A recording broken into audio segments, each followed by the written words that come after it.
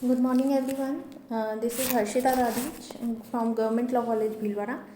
आज की क्लास में जो हम टॉपिक डिस्कस कर रहे हैं कंपनी लॉ की क्लास में, वो है doctrine of lifting the corporate veil, निगमन के आवरण को हटाने का सिद्धांत। आज ये टॉपिक डिस्कस करने से पहले हम एक कॉन्सेप्ट को वापस से देखना चाहेंगे यहाँ पे। इससे पहले हम नेचर ऑफ कंपनी में इस पॉइंट को डिस्कस कर चुके हैं कि कंपनी का जो अस्तित्व होता है वो अपने सदस्यों से पृथक होता है। It means corporate is having a separate legal entity. Okay, तो तभी हमने ये डिस्कस किया था कि कंपनी जो है वो अपने खुद के नाम पे, अपने स्वयं के नाम पर ही सारे जितने भी कंडक्ट हैं, कर्तव्य को और जो अपने कार्य हैं वो कंपनी के नाम पर ही किए जाते हैं, क्योंकि कंपनी का अपना एक अलग अस्तित्व होता है। इससे रिलेटेड केस हम डिस्कस करेंगे, Solomon versus Solomon and company limited. बहुत पुराना केस है, 1897 का केस है ये, और leading case of company law is Solomon versus Solomon and company. इसके फैक्ट्स क्या हैं ब्रीफ में हम देख लेते हैं। सोलोमन पर्सन का नाम का एक पर्सन था जो कि बूट्स का बिजनेस करता था, शूज़ का बिजनेस करता था। उसका बिजनेस बहुत अच्छा रन कर रहा था, तो उसने एक कंपनी इनकॉर्पोरेट कर ली सोलोमन एंड कंपनी लिमिटेड के नाम से। सोलोमन एंड कंपनी लिमिटेड के मेमोरेंडम ऑफ एसोसिएशन, जिसे हम बोलते हैं सीमा नियम, उसके अनुसार कंपनी में जो कैपिटल लगाने वाले पर्सन्स थे, पूंजी लगाने वाले जो व्यक्ति थे, वो 7 थे, और वो सातों के सातों व्यक्ति सोलोमन की फैमिली को ही बिलोंग करते थे। सोलोमन खुद, उसकी वाइफ, उसके 2 डॉटर्स और उसके 4 बेटे। तो इन सब ने मिलकर क्या किया, कैपिटल इन्वेस्ट की कंपनी में और सोलोमन एंड कंपनी लिमिटेड बना ली। यही उसके मेंबर्स भी थे। सोलोमन और उसके 2 बेटे कंपनी के डायरेक्टर्स थे। उसके बाद कंपनी रन होती गई, चलती गई। बाद में कंपनी ने अपना जो बिजनेस है वो सोलोमन को बेच दिया। वो राशि जो थी वो थी 40,000 पाउंड।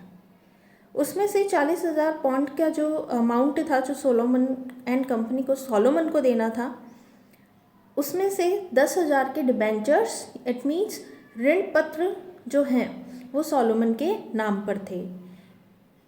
30,000 पाउंड की राशि पहले जमा की जा चुकी थी सोलोमन के नाम पे, लेकिन 10,000 की अभी लाइबिलिटी सोलोमन एंड कंपनी पर थी। सोलोमन एंड कंपनी जो है वो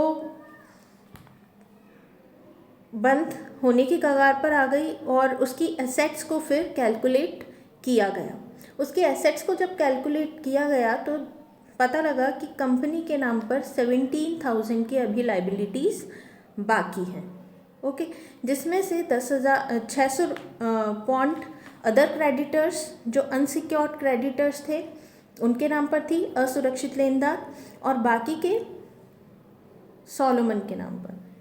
यहाँ फिर क्वेश्चन अराइज हुआ कि जो अनसिक्योर्ड क्रेडिटर्स थे उन्होंने केस फाइल किया कि Solomon and company and Solomon दोनों क्या हैं, एक ही हैं।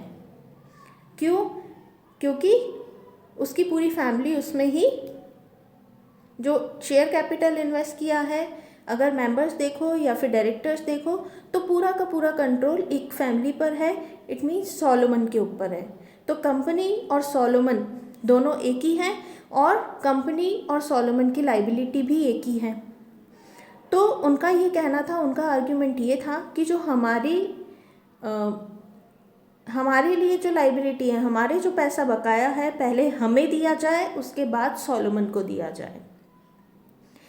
ये जब केस कोर्ट में गया और सोलोमन ने भी इसे आर्ग्यू किया, सोलोमन का ये पॉइंट था कि Solomon and company is different legal entity, separate legal entity, and Solomon person is a separate one.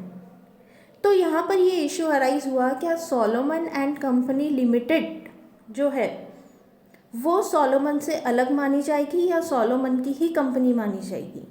तो कोर्ट ने यहाँ ये हेल्ड किया कि कहीं पे भी ऐसा कोई प्रावधान नहीं है मेमोरेंडम ऑफ एसोसिएशन से रिलेटेड कि फैमिली मेंबर्स उसके मेंबर नहीं बन सकते हैं। इस पॉइंट को डिस्कस करने के बाद कोर्ट ने अपना जजमेंट जो दिया वो ये था कि कंपनी जो है वो अपना पृथक अस्तित्व रखती है और उसके जो सदस्य हैं वो अपना पृथक अस्तित्व रखती हैं।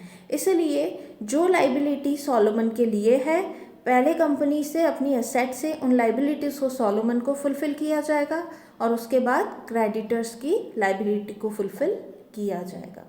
तो यहाँ से एक कॉन्सेप्ट अराइज हुआ था सोलोमन वर्सेस सोलोमन के केस से कि जो सेपरेट लीगल एंटिटी होती है कंपनी की, वो एक कोर प्रिंसिपल है।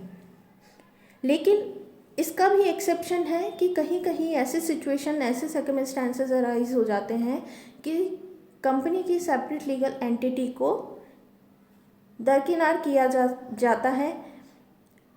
एक कॉन्सेप्ट होता है कि अगर कोई भी एक्ट कंपनी में डायरेक्टर या मेंबर करता है तो उसके लिए कंपनी लाइबल होती है।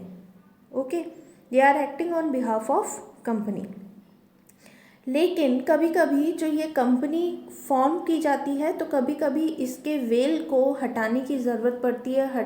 वेल को हटाने की ज़रूरत क्यों पड़ती है कि behind to what is the reason behind the incorporation of a company, ये हमें जानने की ज़रूरत पड़ जाती है कि जो कंपनी फॉर्म की है, कंपनी बनाई है, उसके पीछे का उद्देश्य क्या है।